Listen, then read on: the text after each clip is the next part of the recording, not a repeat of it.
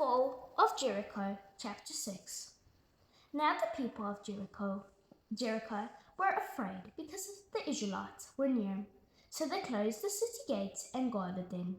No one went into the city and no one came out. Then the Lord spoke to Joshua. He said, "Look, I have given you Jericho, its king and all its fighting men. March around the city with your army one time every day. Do this for 6 days.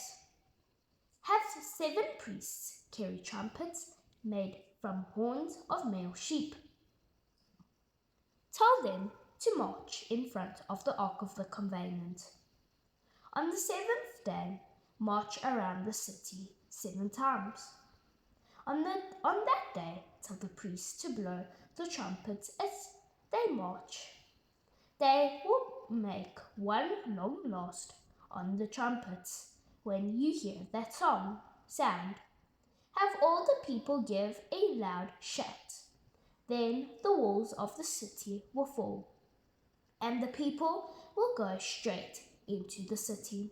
So Joshua son of Nun called the priests together. He said to them, "Carry the Ark of the Covenant with the Lord. Tell 7 priests to carry the trumpets and march in front of it." Then Joshua ordered the people, "Now go, march around the city. The soldiers and with weapons should march in front of the Ark of the Covenant with the Lord." So Joshua finished speaking to the people. Then the 7 priests began marching before the Lord. They carried the 7 trumpets and blew them as they marched. The priest carrying the Ark of the Covenant with the Lord followed them. The soldiers with weapons marched in front of the priests, and the armed men walked behind the Ark of the Covenant. They were blowing their trumpets, but Joshua had told the people not to give a war cry. He said, "Don't shout, don't say a word until the day I tell you, then shout." So Joshua had the Ark of the Covenant of the Lord carried around the city one time. Then they went back to camp for the night. Early the next morning, Joshua got up and the priests carried the Ark of the Covenant of the Lord again. The 7 priests carried the 7 trumpets.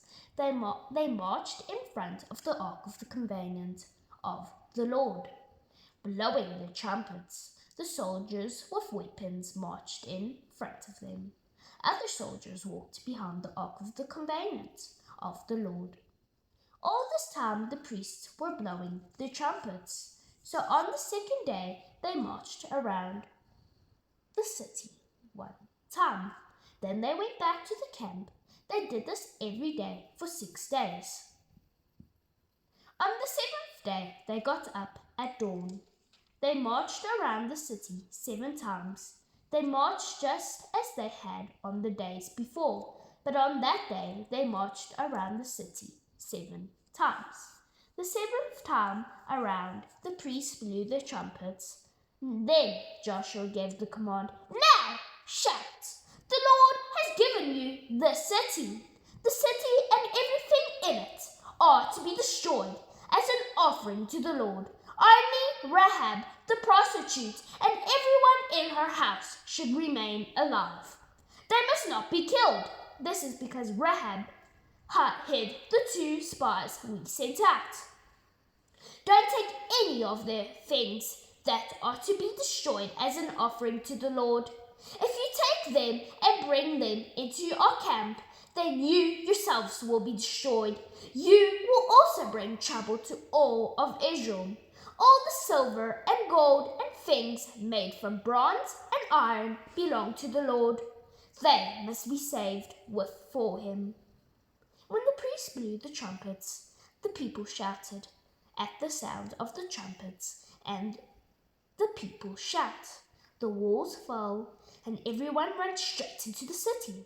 So the Israelites defeated that city. They completely destroyed every living thing in the city. They killed men and women, young and old.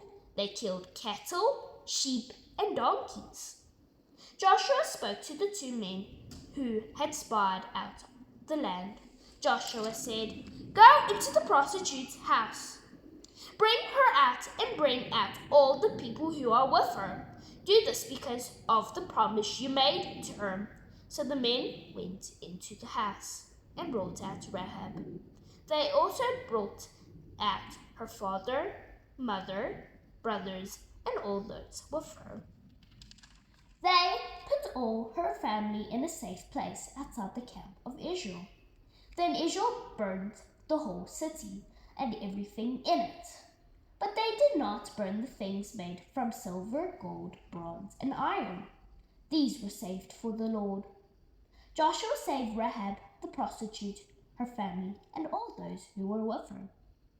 He let them live. This was because Rahab had helped the men he had sent to spy out Jericho. Rahab still lives among the Israelites today. Then Joshua made this important promise. He said, "Anyone who tries to rebuild the city of Jericho will be punished by a curse from the Lord. The man who lays the foundation of the city will lose his oldest son. The man who sets up the gates will lose his youngest son." So the Lord was with Joshua, and Joshua became famous through all the land. Thank you guys for watching this chapter. Bye.